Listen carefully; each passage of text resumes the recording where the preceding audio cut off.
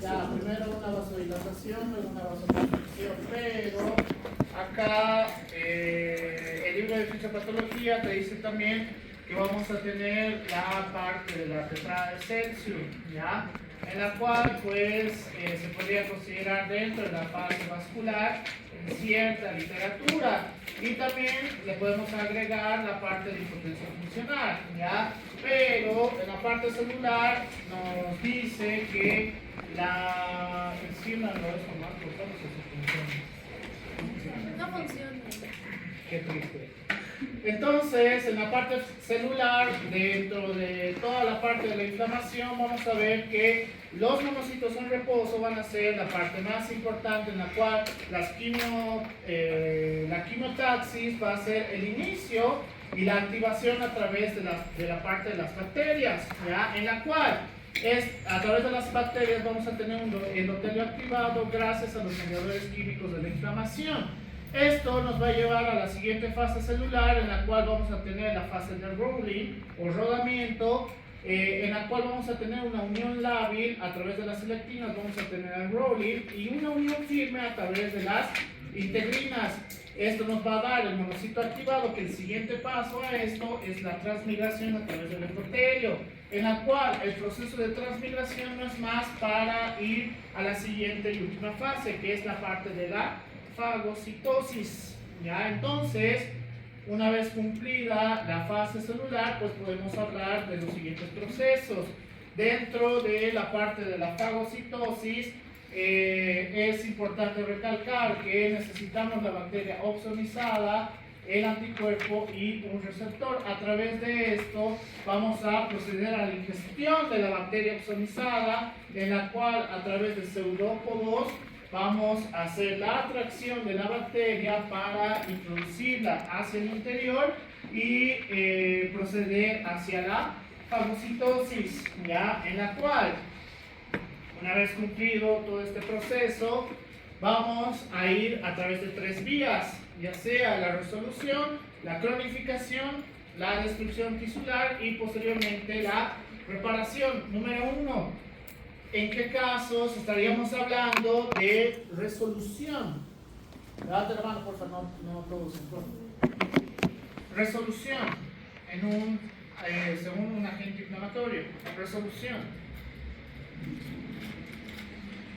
Me van a obligar a decir objetivos. Ustedes son psicólogos. Aquí tengo la lista. ¡Arévalo! ¡Arévalo! Aquí. Dime, por ejemplo, resolución. Bueno, miremos ¿En qué casos? Más fuerte, no te escucho aquí atrás.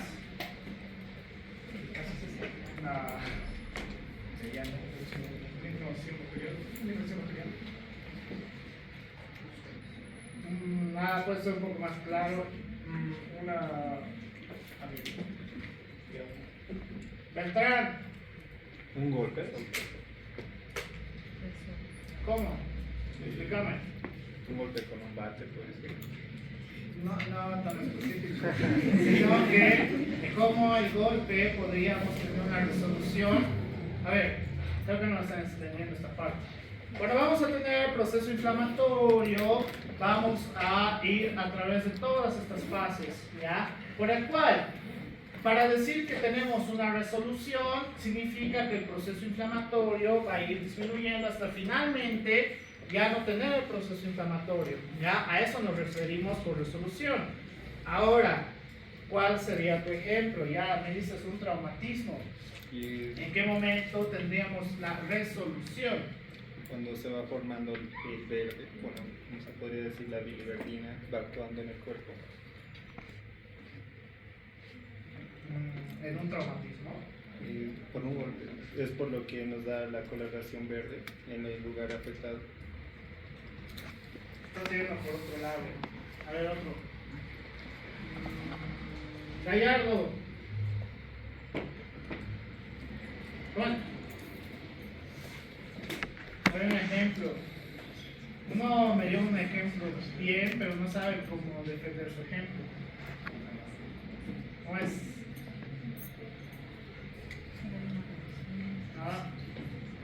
Yankee. Una quemadura de primer grado. Más fuerte. Una quemadura de primer grado. Bien. ¿Cómo llegaríamos a la resolución? Cuando hay una completa eliminación, porque no hay cierto grado de daño, pero sí hay una inflamación. Cuando ya se pierda el esquema, ya hay un grado de resolución. Ya, a ver.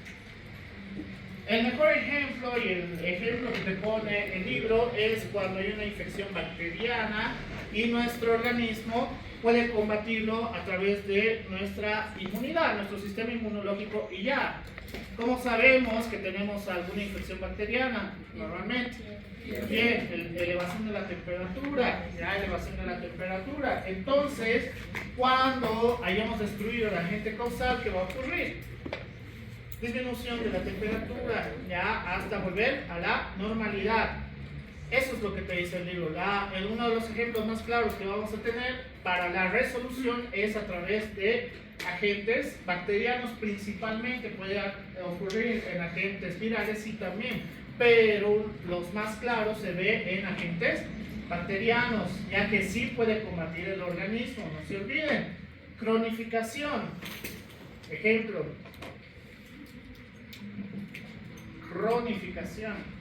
Van a obligar a usar, ¿no? Podemos utilizar el mismo ejemplo, sin embargo, con el microorganismo patógeno el organismo podría... Ejemplo de un agente que no se pueda destruir. Hay uno bastante común. Bien, Mycobacterium tuberculosis. ¿Qué ocurre en ese caso?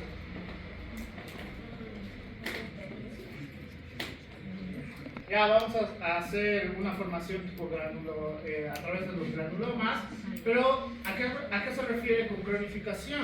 Es decir, este proceso va a continuar constantemente hasta que lleguemos a la eliminación del agente causal, que puede ocurrir en algunos casos y en otros no. ¿En cuáles no podría ocurrir la eliminación del agente causal? Enfermedades autoinmunes, ya enfermedades autoinmunes, por ejemplo, ¿cuáles? A ver.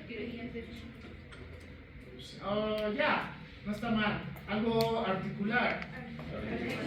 Artritis reumatoidea es más común, ya, en la cual pues pueden eliminar su sistema inmunológico. No pueden eliminar su sistema inmunológico.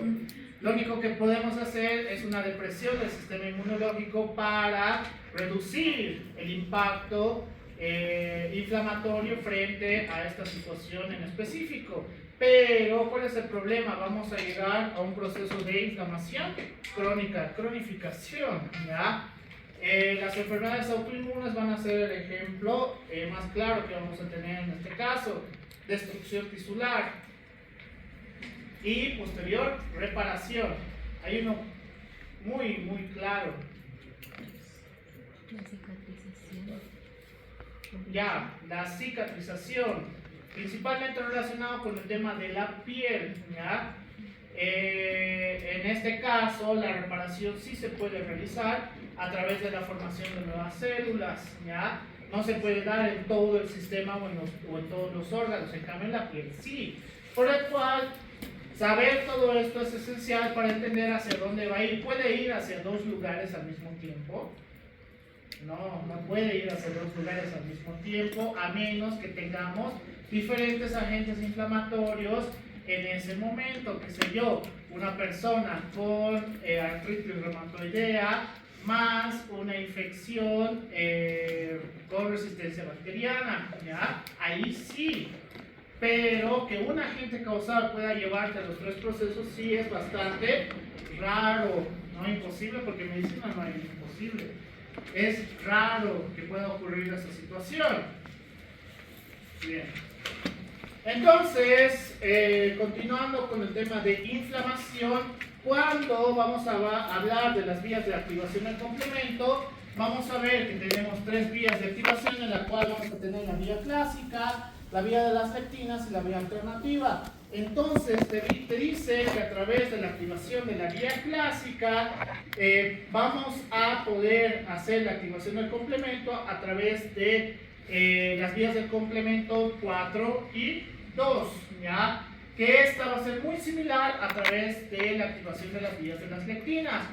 ¿Quién sabe qué significa MBL? Arpasi, MBL. Esto han llevado en anatopato o anatoclínica, supongo.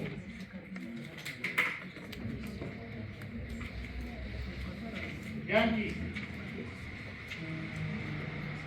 Claros. Barrios. Guaquira.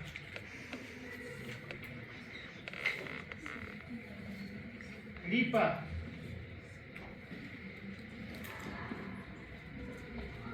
Manrique. Es la unión de las lectinas hacia la maltosa, ya hacia la maltosa. Entonces, está en inglés, por eso no tiene sentido MBL, por si acaso. Entonces, estas nos pueden llevar hacia la activación, la vía del complemento 3, que va a ser muy similar para la vía alternativa. A través de esto recién vamos a poder hacer la activación de la vía del complemento, en la cual vamos a tener la vía de activación del complemento 3B, la vía de activación del complemento 5B, y de ahí vamos a poder hacer el complejo de ataque a la membrana, en la cual vamos a tener la vía de activación 5B, 6, 7, 8 y 9, en la cual consiste que vamos a hacer como lesiones a través de la membrana, del agente causal o de la célula, en la cual esta va a ocurrir como si tuviera perforaciones a través de la membrana, por el cual va a tener un daño y vamos a causar una alteración principalmente en los canales de sodio, en la cual los canales de sodio se van a ver afectados. Estos van a hacer que ingrese más agua, por el cual esto nos puede llevar a la crisis celular, porque como pueden ver en la imagen, acá no se ve bien, pero en la pantalla se ve mejor, la célula cada vez se va edematizando, ¿ya? Entonces esto nos puede llevar a la destrucción celular. Para eso nos va a servir las vías de activación del complemento. Preguntas hasta aquí. Qué bien. Entonces, los marcadores de la inflamación, y esto es una pregunta que les he hecho a futuros docs porque están a un examen o dos de convertirse en colegas y no me han podido responder. Vamos a tener marcadores de la inflamación positivos y negativos. Positivos, ¿en qué consiste? Saltarse cuando aumenta la inflamación. Negativos, estos van a estar relacionados con su incremento cuando hay una disminución de la inflamación. ¿Cuáles vamos a tener? Y uno de que la mayoría de especialidades usa, el PCR o la proteína C reactiva. El fibrinógeno, la ferritina, la ceruloplasmina y las proteínas del complemento, algo que ya hemos hablado hace un momento. Mientras que en la parte negativa vamos a relacionarnos con la parte de la albúmina, la transferrina y la alfa-fetoproteína, que hay que tener cuidado con la alfa-fetoproteína, no solamente pensar en la parte de la inflamación. ¿Por qué? ¿En qué otras situaciones podemos encontrar alfa-fetoproteína elevada? Levanta la mano, por favor. ¿Qué? En todos los tumores. Bien. En procesos cancerígenos del saco vitelino, ya, procesos cancerígenos, no solamente tumores. Entonces, cuidado, digan, uy, la elevación de alfa-fetoproteína significa que hay una disminución de la inflamación. No funciona así. ¿Cuál sería la lógica para decir que hay una disminución de la inflamación? Gabriela. ¿Hay niveles normales dentro de los parámetros de fetoproteína? ¿No disminuir sobre el rango? A ver, te vuelvo a repetir la pregunta. ¿cómo sabría que está disminuyendo la inflamación?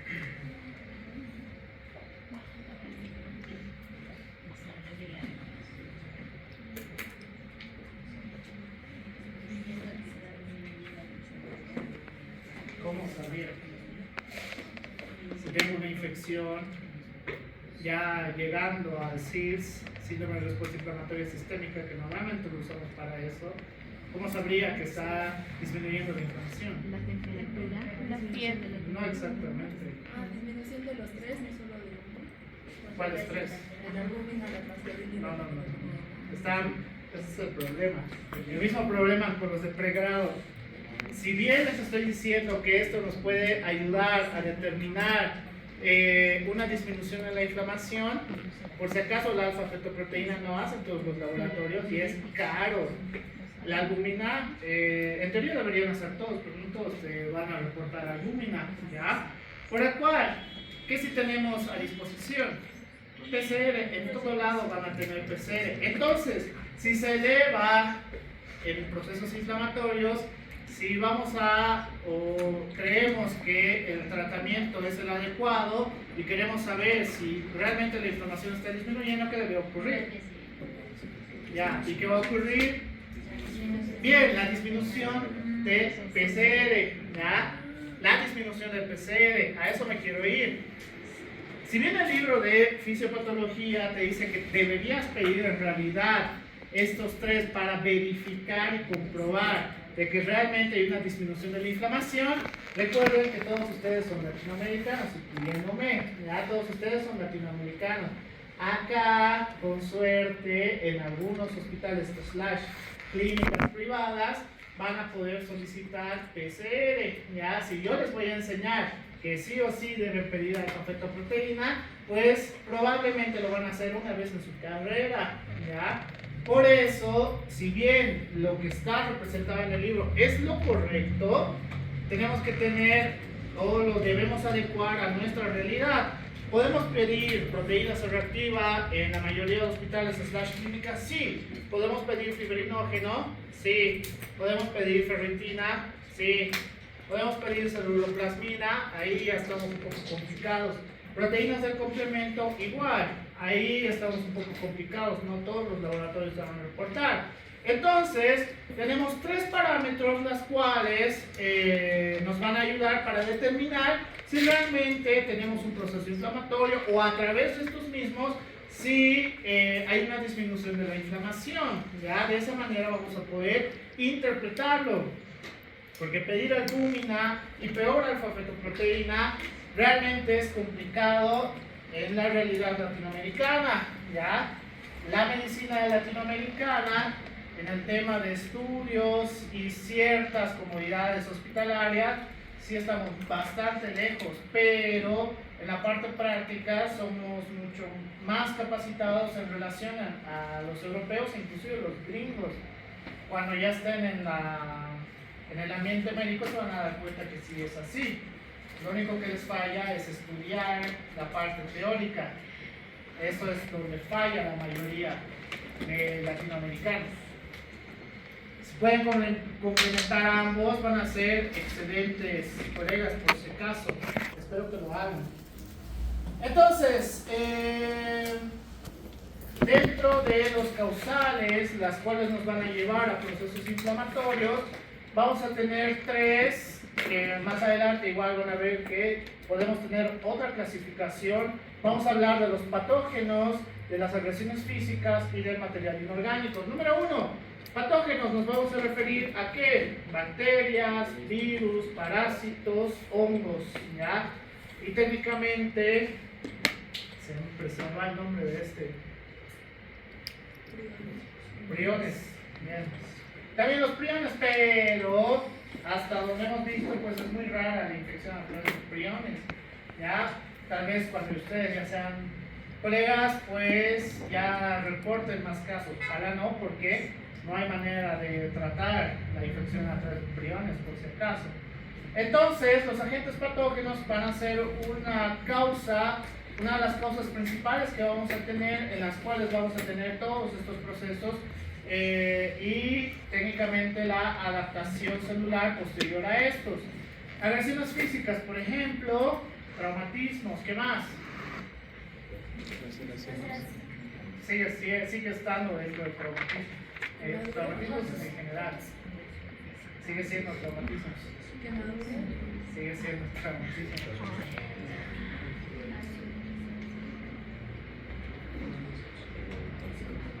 ¿Qué? Tóxicos. ¿A qué te refieres?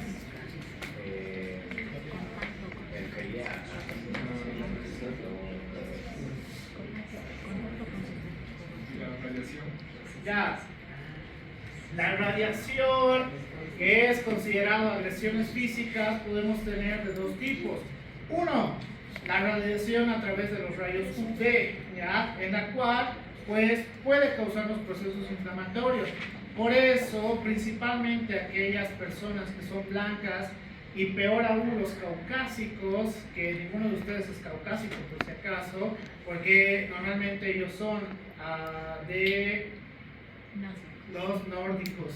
Los nórdicos son caucásicos, ¿ya? Hay blancos, pues sí, por supuesto, pero las personas caucásicas tienen que cuidarse de los rayos UV porque estas personas tienen alta probabilidad de desarrollar cáncer de piel, ¿ya? Ellos sí.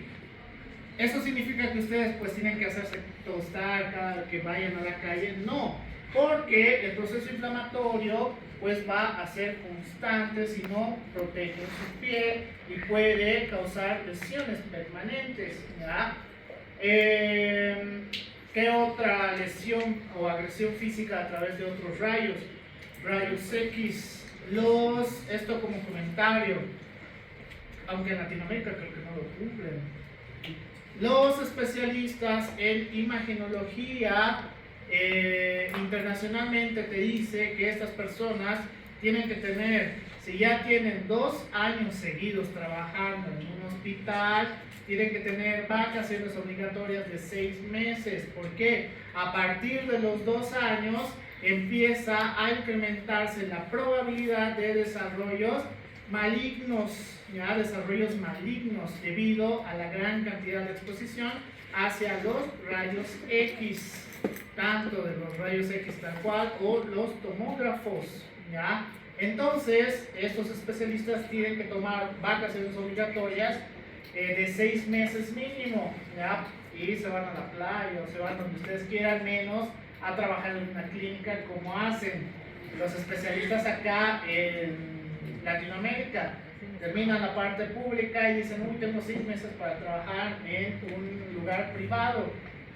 O sea, si lo hacen y lo hacen por dinero, pues si tienen algún problema maligno, de tumoración maligna, no sé qué tanto el dinero les ha ido en ese caso, por si acaso. Y material inorgánico, ¿cuáles creen o cómo creen? Gasas, o sea, que una gasa te ataque. Díganlo bien. No, monóxido de carbono. No, traía igual en agresiones físicas como tóxicos. Material inorgánico. Primero, ¿qué es material inorgánico?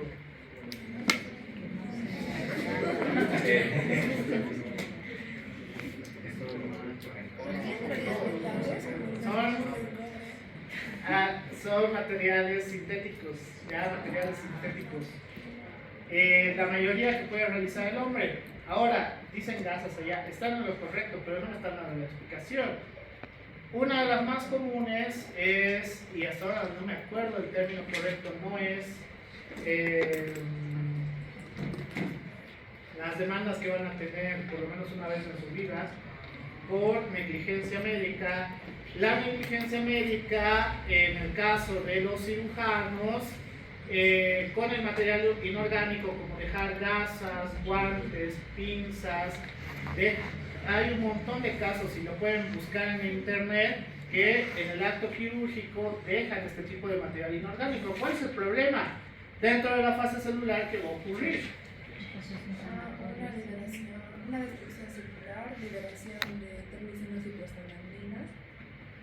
Ya. Va a haber una fase vascular donde va a haber también la vasoconstricción. Estás en lo correcto, pero te falta una parte. Va a llegar a una cronificación debido a lo que te está.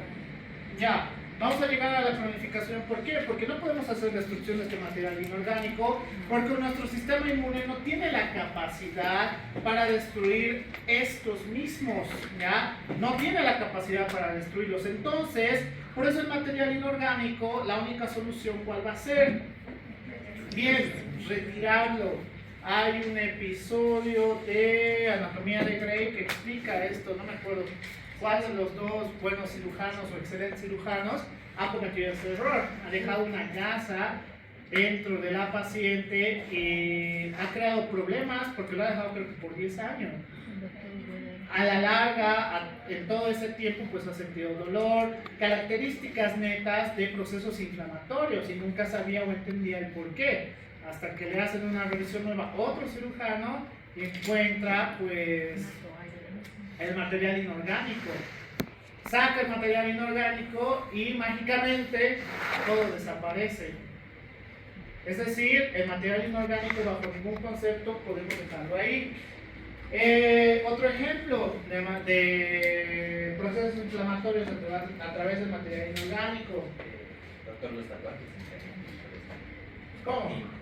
¿Cómo? No te voy a decir que no. ¿Cómo?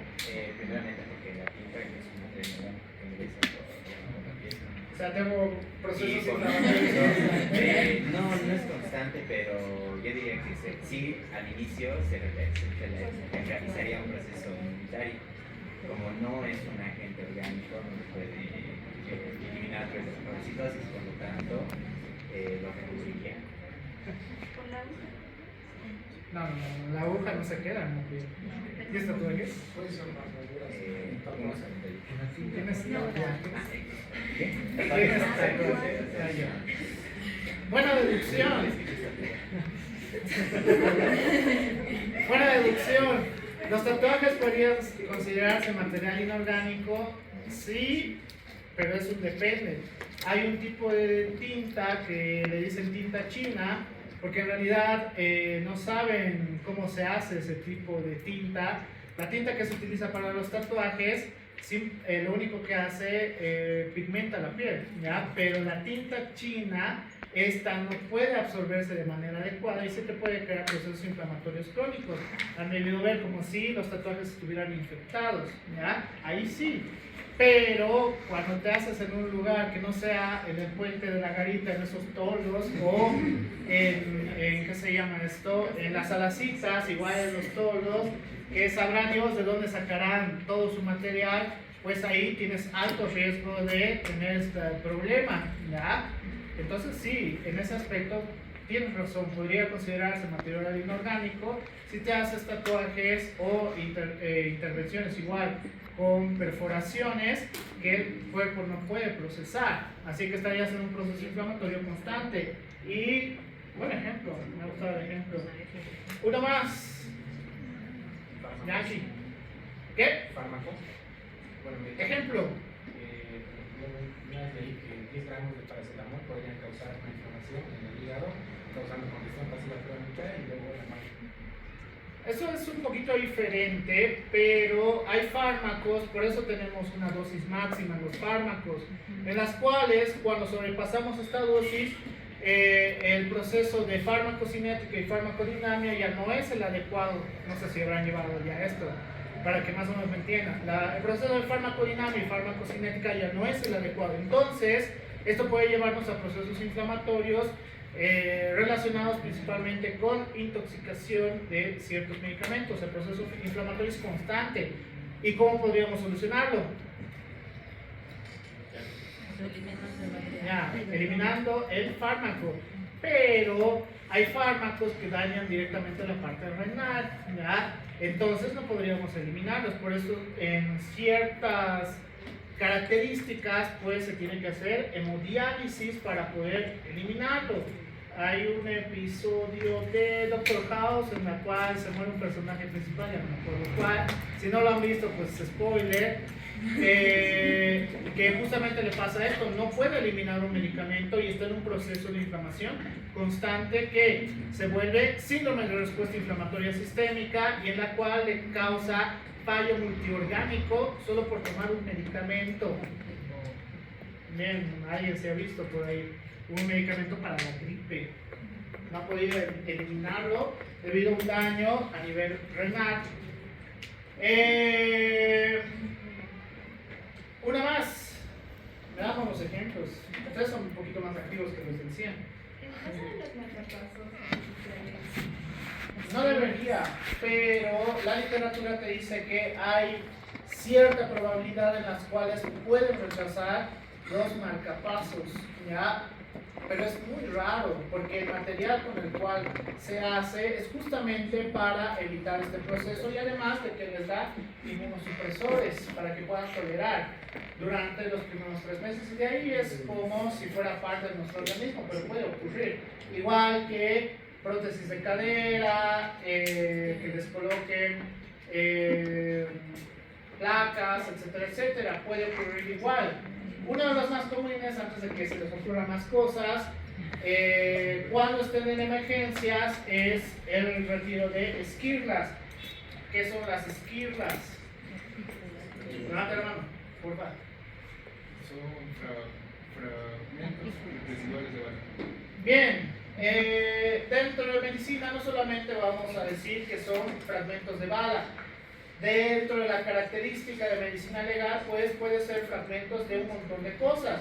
Lo más común son las balas, ya principalmente de escopeta, en la cual, qué sé yo, la bala, mis balas parecen una casa. Estas se destruyen al momento del impacto y todo esto va alrededor del tejido. Por el cual, si solamente tengo una herida acá, y yo cierro esta herida, ¿qué es lo que va a causar? ¿Nuestro organismo puede eliminar este material inorgánico? No, exactamente. Entonces, cuando ustedes les lleguen el ebrio que se ha peleado y le han dado con una botella en la cabeza y resulta que la botella explotó al momento del contacto con su cabeza, que ocurre frecuentemente, sobre todo en carnavales, Año Nuevo y la fiesta patronal de la zona. Siempre pelean con botellas de cerveza, no sé por qué. Entonces, en ese caso, no solamente tenemos que ver el hecho de cerrar la herida, sino que tenemos que investigar qué ha ocurrido, porque si cerramos la herida y resulta que tiene fragmentos de vidrio pequeño dentro de la herida, eso va a causar un proceso inflamatorio y puede llevarnos también a un proceso de infección, porque hasta donde yo recuerdo, pues los que empiezan a beber son todo menos limpios. Beben en vasos de quién sabrá qué enfermedades de la boca tendrán, orinan en esquinas, orinan en árboles, ponen su cerveza al lado y están orinando al lado de su cerveza. O sea, es totalmente asqueroso, por el cual, si dejamos fragmentos, tenemos una gran posibilidad de que a partir de esto puedan hacer procesos infecciosos, ¿ya? Por eso tienen que tener mucho cuidado, porque si yo cierro esto y ustedes dicen, hice un trabajo increíble cerrado, y a los 3 días vuelve con características de infección de la herida, ¿qué va a decir el paciente? A pesar de que estaba borracho, se ha peleado.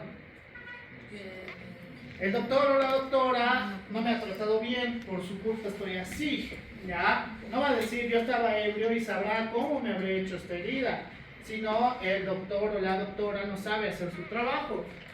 Por ese motivo siempre trato de orientarlos cómo tienen que actuar en ciertas situaciones.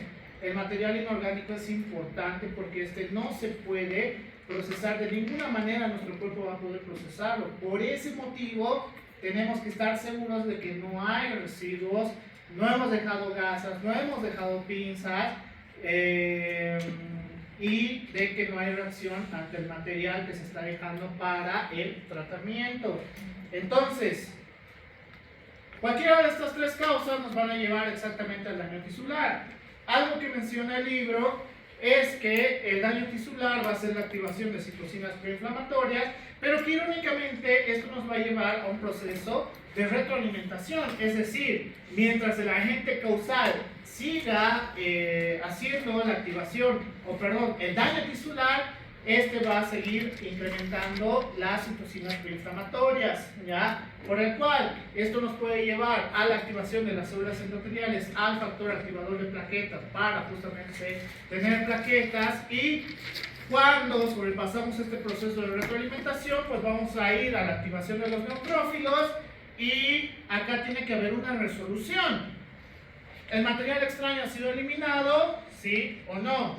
Sí, resolución. Por el cual, con lo anteriormente mencionado, ¿qué debería ocurrir? Todo el proceso inflamatorio va a ir desapareciendo poco a poco, a menos que sea un material inorgánico. En el caso del material inorgánico, empieza a recuperarse mucho más rápido. En cambio, en el proceso por patógenos no es tan instantáneo.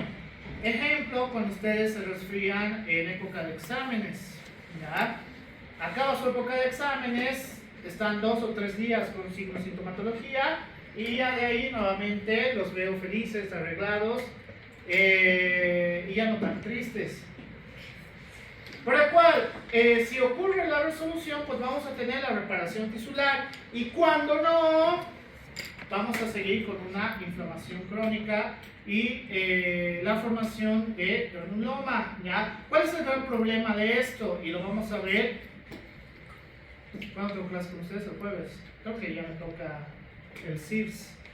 Cuando la inflamación empieza a descontrolarse, pues vamos a ver que esto puede llevarnos a un síndrome.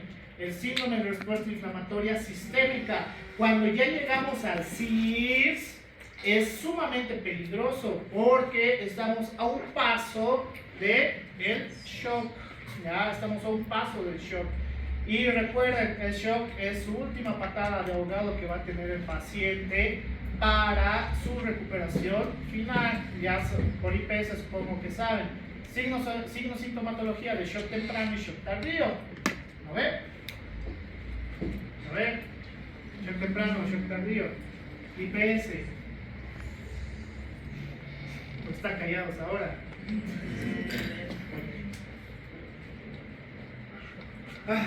Entonces,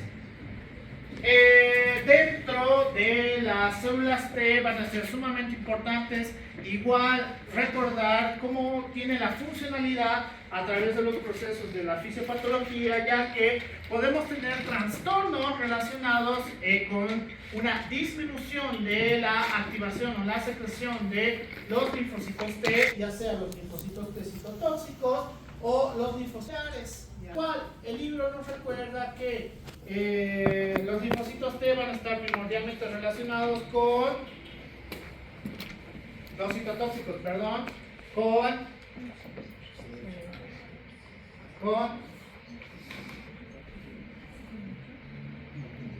CD8, ¿ya? Con los CD8, mientras que los linfocitos T auxiliares va a estar relacionado con los CD4. Entonces, la literatura te dice que la activación de la célula T citotóxica va a ser a través de los CD8, en la cual el complejo mayor de histocompatibilidad clase 1 va a ser el principal con el péptido viral, en la cual a través del receptor de la célula T vamos a tener la conexión para la célula T citotóxica, que esta nos puede llevar a la muerte de la célula infectada, ¿ya? En la cual a través de la muerte de la célula infectada podemos tener la liberación de interferón alfa e interferón beta, que esto nos puede ayudar para la resistencia viral, ¿ya? Esta es la parte más importante que nos dice el libro de fisiopatología de las células T citotóxica, en la cual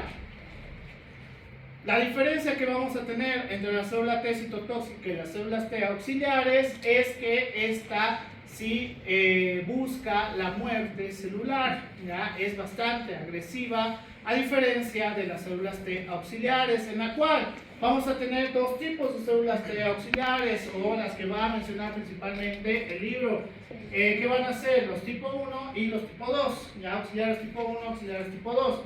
La célula T auxiliar tipo 1, esta va a ir a través de el receptor de la célula T auxiliar en conjunto con el complejo mayor de histocompatibilidad. Clase 2, en la cual va a hacer la activación de los macrófagos para la destrucción del agente causal, en la cual esta va a ser importante porque para la activación de las células T auxiliares tipo 1 vamos a tener la liberación de interferón gamma e interleucina 2, que esto va a ser muy importante para la activación de los macrófagos y además para la misma activación de la célula T citotóxica, es decir, esta es una vía que se va a complementar. Mientras que cuando vamos a hablar de la activación a través de los CD4 con las células T auxiliares tipo 2, pues vamos a decir que a través de los CD4 y sus receptores de la célula T auxiliar, vamos a tener la capacidad de activación de las células B y además que las células B también van a estar relacionadas a través de las células dendríticas foliculares. ¿Para qué? Para que tengamos los receptores gamma y estos puedan unirse a los anticuerpos secretados, ya que esta conexión va a ser sumamente importante y relacionado con las células T auxiliares tipo 2, que estas van a ser importantes, que a través de las interleucinas 4, 5 y 6 vamos a tener la activación de las células B. Entonces, a través de la célula dendrítica interdigitante vamos a tener la captación de los microvídeos o componentes microbianos, que esta va a ser esencial para la activación de la célula T auxiliar tipo 2 y la posterior secreción de interleucinas 4, 5 y 6. Más bien me he acordado todo, qué bien. Por eso tengo que agarrar aire para recordar todo. ¿Preguntas? Que en teoría han debido estudiar esto en anatopato, porque es celular. ¿Preguntas, dudas? Nada, qué bien. Dentro este cuadro, he colocado este cuadro principalmente para que las moléculas de superficie de la célula T y la célula activadora va a ser importante más que todo para las patologías que probablemente tenemos o podemos tener relacionados con las células T, ¿ya? En la cual puede estar afectado el receptor o puede estar afectado la célula activadora, ¿ya? Por el cual esto es importante. ¿Por qué? Porque las funciones o los efectos van a verse afectados. En ese caso tenemos que tener mucho cuidado con trastornos relacionados con las células T. Según la literatura, esto es sumamente extraño, ¿ya? No es muy común ver un paciente que tenga alguna alteración específica con algún receptor de la superficie de la célula T o a través de la célula activadora, ¿ya? Es raro, pero si por algún motivo vemos que no hay una recuperación adecuada y hay una disminución de la formación de las células T, pues podría estar relacionado con cualquiera de estas funciones. Por eso coloco este cuadro principalmente, porque en el libro, y más adelante vamos a ver cómo lo podemos relacionar los diferentes trastornos con los diferentes receptores o los contrarreceptores. ¿Qué es esto? Bioquímicos. La unión del antígeno a Estás adivinando. No me acuerdo. Antígeno, anticuerpo, dicen ahí. ¿Quién dice otra cosa o quién añade que es correcto? 1, 2, 1, 2, 1, 2, 1, 2.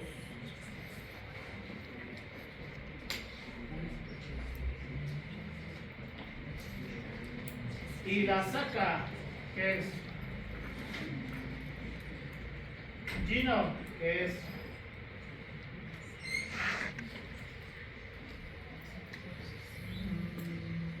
Luciana, que es José Luis.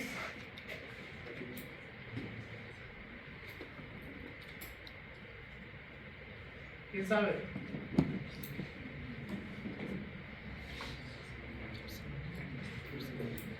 ¿Quién sabe?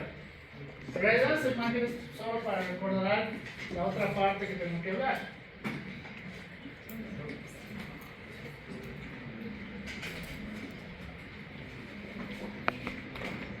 Ya. Las inmunoglobulinas van a ser sumamente importantes igual para la respuesta celular, en la cual vamos a tener 5 inmunoglobulinas. La manera en la cual a mí me han enseñado y hasta ahora me acuerdo es con GAM-D. GAM-D. Inmunoglobulina G, inmunoglobulina A, M, E y E. Ya, GAM-D. Ahora lo que falla en la mayoría. Número 1, la función de la inmunoglobulina G o la característica. Es, a ver, durante algo más específico. Inmunoglobulina G. Arpasi.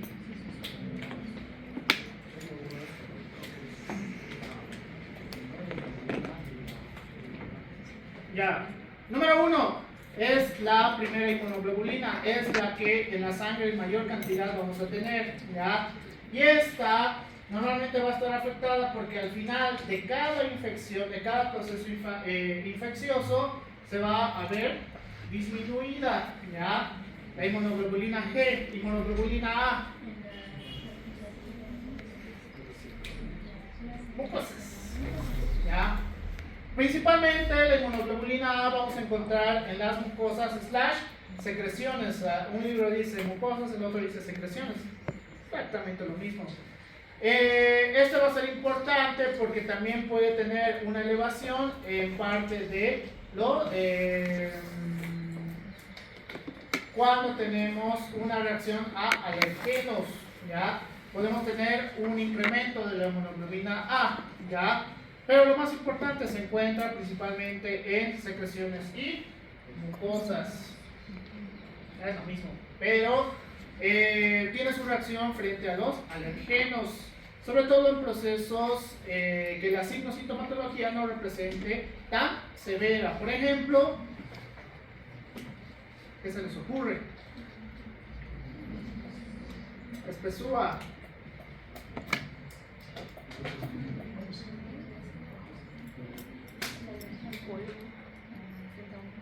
Partículas de polvo. Cuando empiezan a estornudar, este proceso no agresivo de los alergenos puede incrementar la inmunoglobulina A, ¿ya? Pero igual no vamos a tener tan elevado. Inmunoglobulina M. Date la mano, por favor. Espesúa. En la sangre. Ya, técnicamente es lo correcto, pero ¿cuál es su función? Es una de las primeras que se activa en procesos infecciosos. A diferencia de la inmunoglobulina G, la inmunoglobulina M va a ser la primera que va a activarse en procesos infecciosos, ¿ya? Por el cual, cuando va a los inicios de los procesos infecciosos, podemos ver una disminución de la inmunoglobulina M, a diferencia de la inmunoglobulina G, ya que esta la vamos a ver disminuida principalmente al final de los procesos infecciosos. Inmunoglobulina D. Joshua.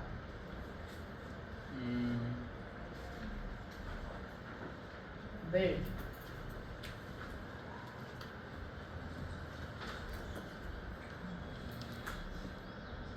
Núñez.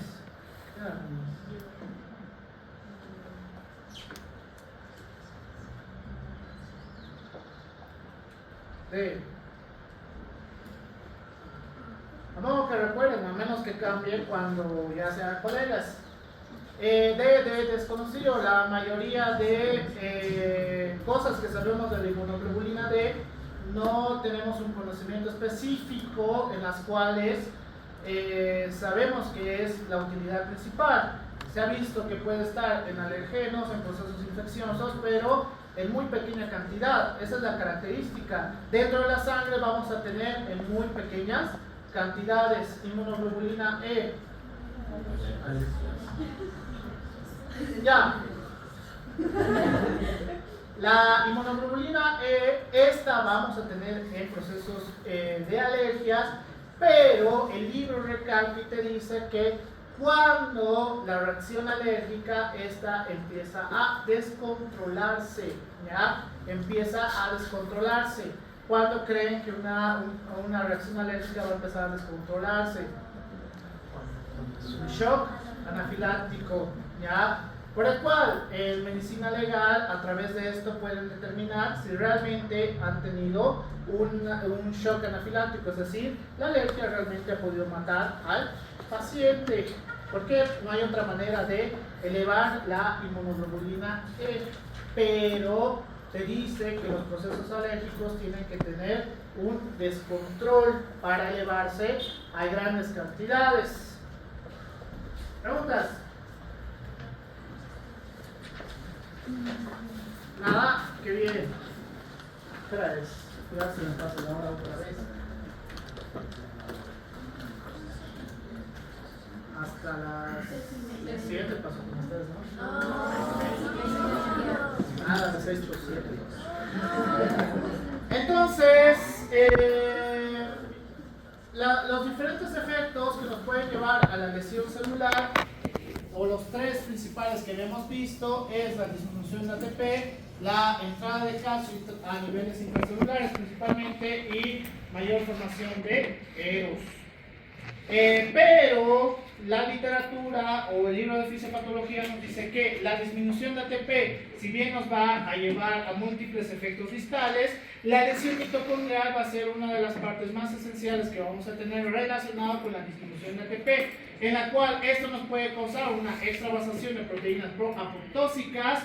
La entrada de calcio en la parte intracelular puede causar un aumento de la permeabilidad de las mitocondrias y activación de enzimas celulares. ¿Por qué? ¿Cuál era el problema con el calcio? Que esto puede llevarnos a la activación de procesos proinflamatorios, ¿ya? ¿Por qué? Porque la literatura te dice que la relación que vamos a tener del calcio en la parte intracelular y el calcio en la parte extracelular es de 0.001 miliosmoles en la parte intracelular de calcio, mientras que en la parte extracelular puede llegar inclusive a los 10 miliosmoles, es decir, la diferencia sí es muy vasta, ¿ya? Por eso tenemos que tener mucho cuidado con la entrada de calcio en la parte intracelular. La formación de EROS, esta va a estar principalmente relacionada con el estrés oxidativo. ¿En qué casos vamos a tener estrés oxidativo?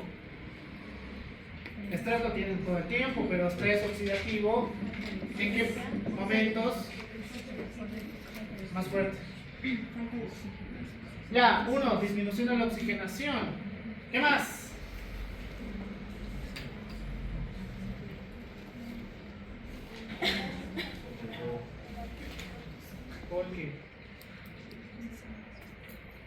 ¿Qué más?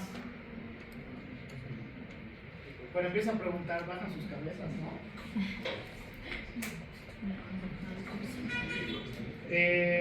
Lucky.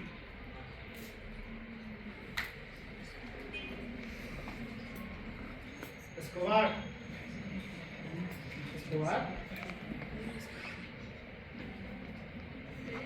Belén. Isquemia. ¿Ya? Isquemia. Entonces, la formación de EROS nos puede llevar a las lesiones en los lípidos y las proteínas, y en casos muy excepcionales relacionados con lesiones a nivel de el ADN. La lesión de la membrana nos puede llevar a pérdidas de componentes celulares, la digestión enzimática de los componentes celulares y el mal plegamiento de las proteínas, activación de las proteínas proapoptóxicas, es decir, que vamos a tener más muerte celular, ¿ya? Por el cual, la isquemia va a causar un daño directamente hacia la mitocondria, en la cual vamos a tener una disminución de la fosforilación oxidativa, en la cual Este proceso nos va a llevar a una disminución del ATP. Ahora, la disminución del ATP nos va a llevar a 3 procesos como tal, en la cual el primero que vamos a tener es una disminución de la bomba de sodio. Este proceso de la disminución de la bomba de sodio y que posteriormente puede causar daño en los canales de sodio, va a causar un incremento del flujo del calcio y esto nos puede llevar a una activación inadecuada de los canales de sodio, en la cual vamos a tener mayor cantidad de sodio en la parte intracelular y por el sodio vamos a tener mayor cantidad de agua, por el cual esto nos puede llevar a un edema del retículo endoplasmático, un edema celular, pérdida de microvellosidades y las bullas. ¿Cuál es el problema? Si sigue la isquemia. El edema celular nos va a llevar a la necrosis celular, porque literalmente pues la célula es como si explotara, ¿ya? Como un mecanismo compensatorio, a través de la disminución del ATP vamos a tener mayor glucólisis anaerobia, es decir, formación de ATP anaerobio. Esto va a causar una disminución del glucógeno, un aumento del ácido láctico y una disminución del pH, en la cual la disminución del pH va a causar una condensación de la cromatina nuclear. ¿Cuál sería una causa? No, una causa. ¿Cuál sería una consecuencia de la disminución del pH? Más fuerte, no os voy a pegar. Disminución del pH. Disminución del pH. Decídanse, acidosis, alcalosis. Bien, acidosis. ¿Por qué tú la acidosis, ¿ya? Entonces, una de las consecuencias que podemos tener a través de la isquemia, y es lo que cuando yo estaba trabajando en emergencias, es lo que les he enseñado en relación con el infarto agudo del miocardio a mis internos / estudiantes, es que si no hemos podido resolver de una manera adecuada, aún así el paciente no puede irse a su casa. Tenemos que seguir evaluando. ¿Por qué? Porque podemos tener una alteración del equilibrio ácido-base, ¿ya? Y acá te explica que efectivamente podemos tener trastornos relacionados con acidosis. ¿Por qué? Porque una de las principales causas para la isquemia va a ser el infarto, ¿ya? El infarto. ¿Cuál sería otra causa para la isquemia? Es parte del infarto.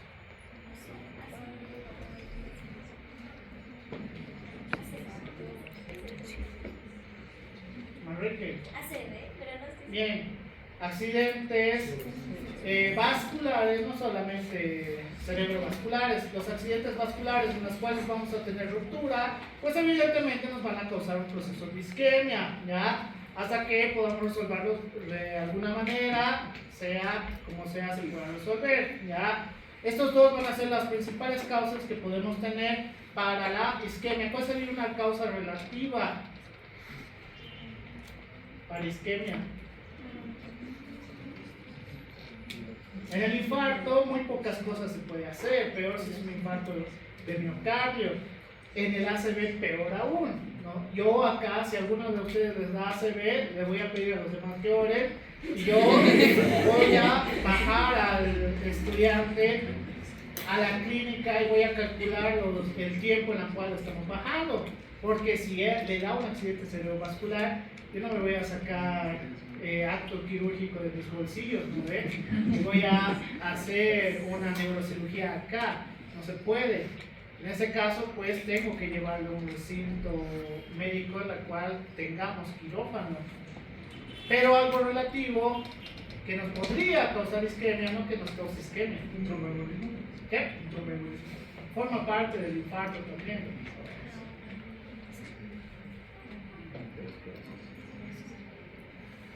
La aterosclerosis puede ser como una isquemia relativa. ¿Por qué? ¿Cuál es el problema de la aterosclerosis? Aparte, como vamos a tener una disminución del volumen del vaso, esto puede llegar a un punto punto tan grave que el lumen literalmente puede ser este punto, ¿ya? Por el cual tenemos una disminución de la oxigenación, pero la oxigenación cada vez va a ser inadecuada, por el cual vamos a tener dos procesos en los cuales va a tratar de compensar esto. ¿Cómo?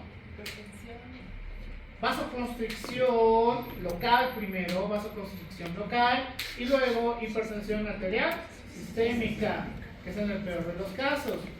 Otro, isquemia relativa. Esto sí es isquemia relativa.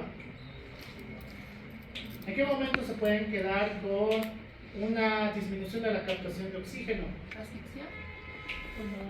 No es normal que los asfixien, por si acaso. A menos que vayan a la ceja muy frecuentemente. No está mal, algo no tan trágico. Bien, cuando vayamos ascendiendo cada vez más y más y más, la presión se va a incrementar, por el cual la captación de oxígeno va a ser cada vez menor. ¿Puede llevarnos a procesos isquémicos? Sí, también, ¿ya? Por el cual también podemos sufrir estos procesos. En la última parte te dice que la separación de ribosomas por agotamiento crónico del ATP nos puede llevar a una disminución de la síntesis de proteínas y posteriormente a utilización de los depósitos de lípidos como última solución. Pero si no revertimos la isquemia, nos va a llevar a lesiones irreversibles en las membranas mitocondriales y lisosímicas, la cual nos lleva a un proceso de necrosis celular, ¿ya? Por eso tenemos que tratar de resolver lo más antes posible de la isquemia. Sé que suena gracioso de que se pongan a orar y llevarle lo más antes posible a alguien que tenga ACV, porque eso te dice el libro. Entre más tiempo me demore, más probabilidad de lesión irreversible. Lo mismo con el infarto, ¿ya? Yo sé que ustedes quieren ser héroes, quieren ser Dr. House o inserte su héroe ficticio aquí, quieren ser esa persona o ese doc, pues no siempre funciona así. Tienen que pensar de manera adecuada. Suena muy gracioso que lo diga así, pero es lo más lógico que yo puedo hacer. Agarrar a esa persona que tiene características de ACV y llevarla a la clínica Unifrance, y si la clínica Unifrance no tiene para acto de neurocirugía, pues que llevemos a la persona en la ambulancia de la Unifrance. ¿Por qué? Porque si yo llevo a esa persona en mi auto, voy a llegar más rápido que la ambulancia. No, por obvias razones. Yo no tengo una sirena en mi auto. ¿Preguntas? Si supongamos que se restablece el flujo, habría una creación por evaluación, ¿cuál es lo importante? Depende. En el caso del infarto, no he sacado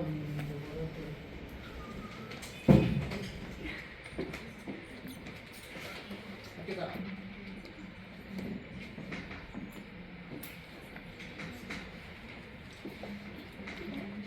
Ya, como ustedes ya saben, fisiología cardíaca, ¿cuál es la característica en el electrocardiograma a través de los tres tipos de alteraciones que vamos a tener cuando sufrimos un síndrome coronario agudo / infarto agudo del miocardio?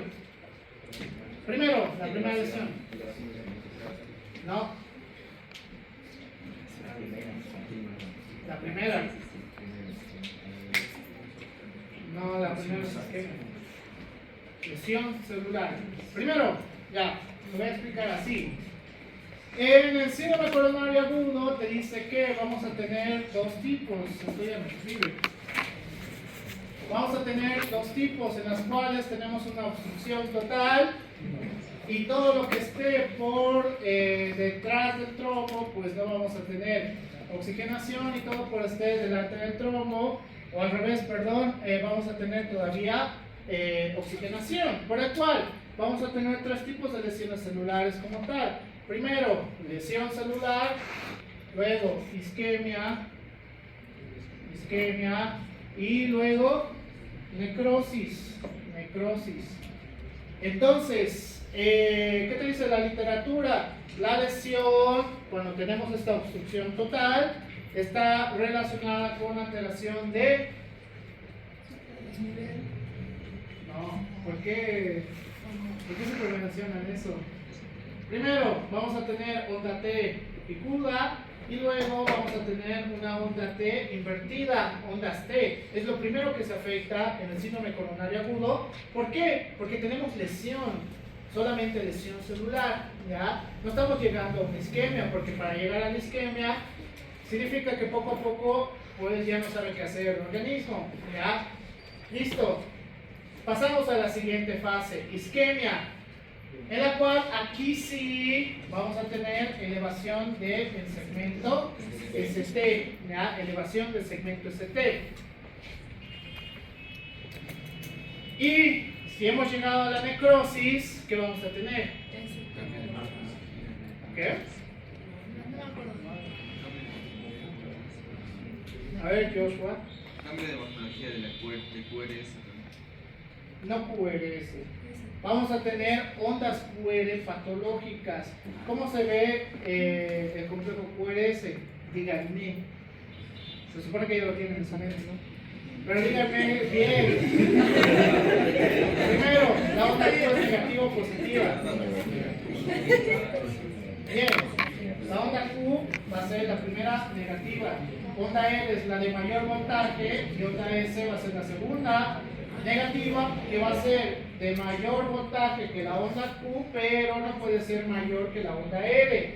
Cuando hablamos de QRs patológicos, normalmente es al revés, una onda Q positiva, una onda R negativa, la onda Q es de gran voltaje y la onda R es de menor voltaje. Es decir, cuando vemos esto, significa lesión permanente cardíaca. No hemos podido resolver adecuadamente y así funciona en todos los tejidos.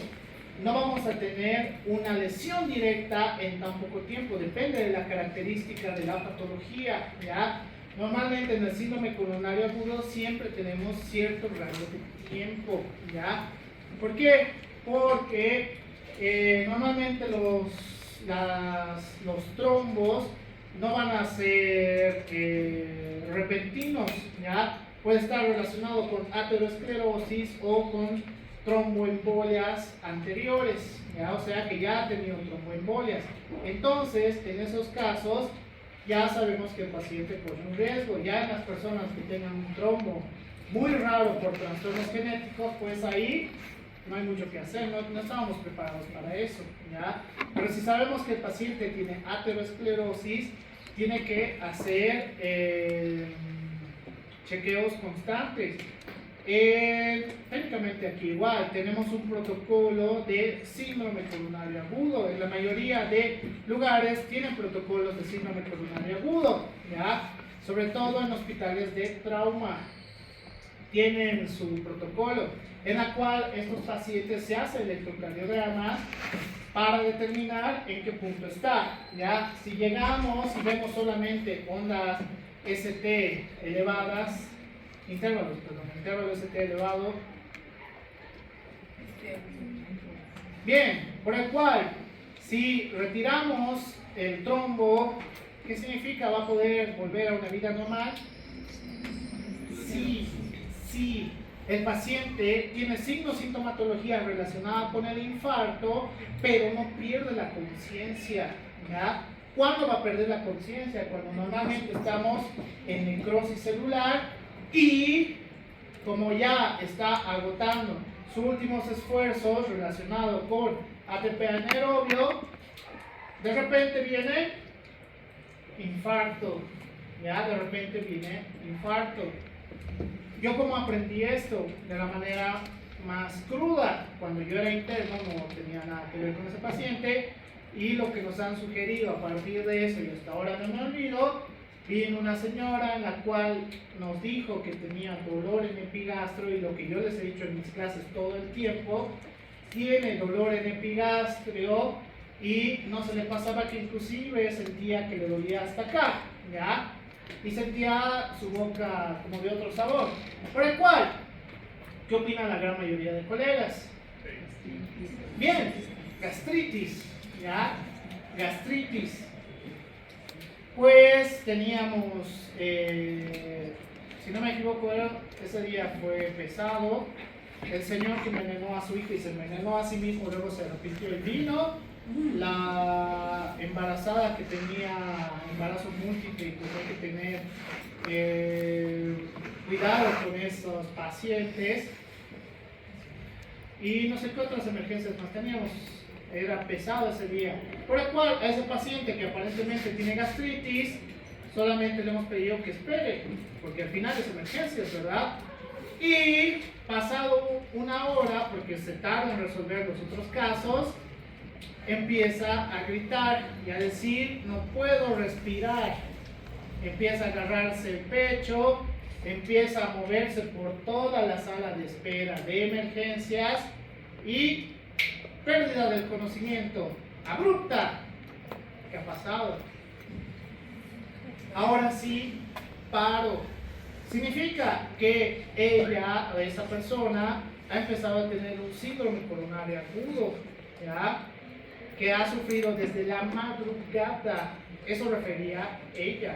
Me dolía en el estómago, no decía en el pecho, ahí fue la diferencia. Y lo que yo les he explicado. Decía, me dolía en la boca del estómago y siento la boca rara. No decía amarga, decía rara. Después a su familiar, cuando ya vino, porque la pobre señora vino sola, otro error, él dijo, según ella, sentía como si hubiera chupado una piedra, como si fuera metálico. Ahí recién el doc o la doc encargada de ese momento hubiera reconsiderado la situación, ¿ya? No era tanto culpa del doc o la doctora en ese momento, no voy a decir quién era, sino que pues considerando la sintomatología no sonaba un síndrome coronario agudo, ¿no ves? No sonaba un síndrome coronario agudo, pero lastimosamente la señora falleció. ¿Por qué? Porque ya tenía necrosis celular. Se le ha revertido 2 veces el paro. Lo hemos conseguido revertir 2 veces el paro y a la tercera ya no se podía hacer nada. Entonces, en el caso de las lesiones celulares, normalmente no es que aparece de repente y en menos de 2 minutos ya tenemos una necrosis celular. ¿Ya? Esto toma su tiempo porque el organismo no va a dejar que muera automáticamente. ¿Ya? No va a dejar que muera automáticamente. Por ese motivo tenemos que tener mucho cuidado con los diferentes tipos de lesiones relacionados con isquemia. ¿Por qué no saben esta parte? De electro. Tienen electros por si acaso más adelante. La próxima semana ya empezamos con electros por trastornos hidroelectrolíticos. Y yo no les voy a explicar electros por si acaso, porque eso es para fisio. ¿Preguntas? Y no estamos en fisio, estamos en fisio práctico. ¿Preguntas? Nada. Muy bien. Tengo cosas con usted. Ya acabo con las patologías porque son más específicas. Son buenas las patologías. Me gustan las patologías celulares. La explicación celular es una vaina, pero las patologías celulares son interesantes.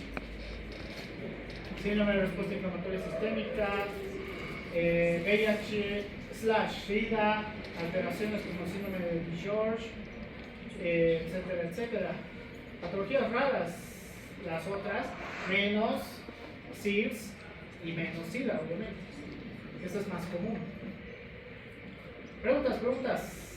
Como dato, los niveles de pacientes con VIH/SIDA se ha incrementado en Latinoamérica el año pasado, por si acaso. Así que tengan mucho cuidado, lo digo como personal de salud, no tengo otra cosa. Tengan mucho cuidado ahora que van a ir a las prácticas hospitalarias. Cuidado con pincharse y después se estén arrepintiendo, ¿ya? Se han incrementado las personas con VIH/SIDA, y como personal de salud tienen que tener mucho cuidado, para eso les han enseñado bioseguridad, ¿ya? Así que en el hospital espero que recuerden toda esa parte. Y lo último, ya le he mandado un correo a la encargada de prácticas hospitalarias. Supuestamente me dijo que el día de mañana me va a mandar. Ahora, el día de mañana tiene desde la medianoche hasta antes de la medianoche para que se vuelva jueves. Así que no sé en qué momento me mandará, ¿ya? Pero me dijo el miércoles le mando, doctor. Ahora, si no me manda eso, ya no tengo yo nada que ver. Pero me dijo que para todos los paralelos del quinto iba a mandarnos al doctor Bautista y a mí el día de mañana para saber cuáles son sus asignaciones. Eso me ha prometido. ¿Cuáles son sus asignaciones hospitalarias? ¿Ya? Así van a poder ir a visitar el hospital en cuestión y ver qué tan lejos es de su casa. Ojalá que sea el Corea.